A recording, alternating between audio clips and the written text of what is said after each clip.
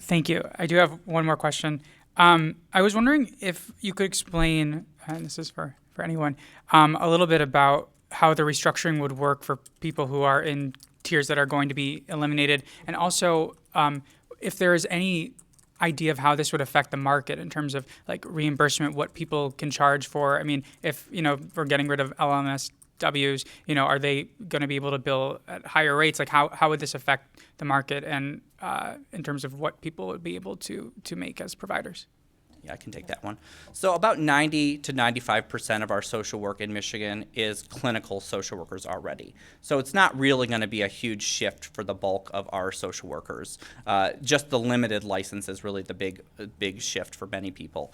I'm a macro licensed social worker. I'd never had interest in doing what Rep Breijak does or what Rep Edwards did. And so my licensing tier is not, as of exists right now, is not often actually required as part of my job. I'm not billing for hours. And so the macro license will be folded into the general LMSW. So that is the catch-all license for anybody who's gathering hours while they're getting their supervision towards the clinical pathway, or for anybody who is not maybe required but wants to use the title social work, wants to use their skills and their degree in settings. And we find a lot of folks who work in nonprofit work, in legislative work, in various capacities that'll want that. So we don't see really any change to how billing will ultimately be impacted, except probably in the benefit, because right now our limited license, and by having an LMSW clinical, that's the technical way to write out licensing in Michigan, is not consistent with any other state.